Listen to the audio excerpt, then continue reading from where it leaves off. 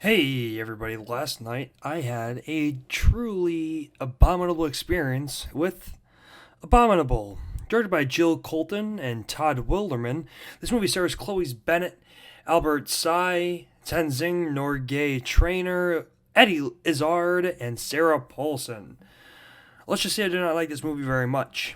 I found it boring and overly long. I think the voice acting across the board was terrible, especially from Ty. I know he's just a kid, but I did not think his voice worked for the character at all. It sounded like an old man who had his voice pitched way up, and there was just something in it that I found graining, just a certain twinge. I don't know exactly what it was, but it sounded very, very strange, and it lasted throughout the entire movie that way for me. I think the animation was lackluster as well.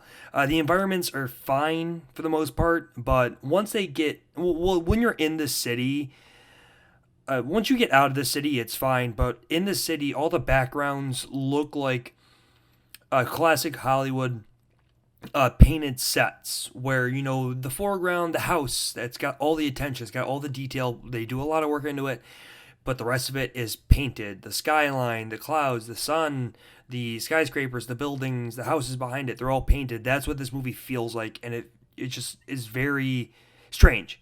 Especially for a DreamWorks movie. It just feels like the animation took a step down, especially coming from How to Train Your Dragon 3, which came out this same year.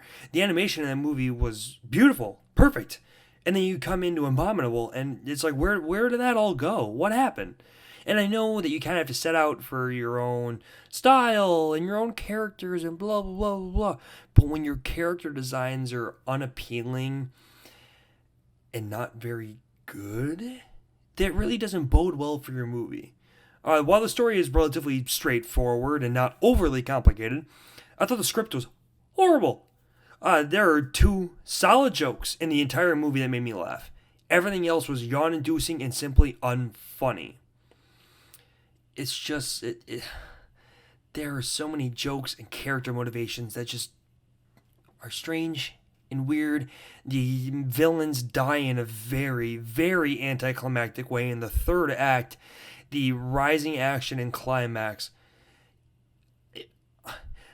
I asked myself, was that really it? Was that the finale? Was that how your characters, you kill off the villains? Is that really the end of your movie? And it was.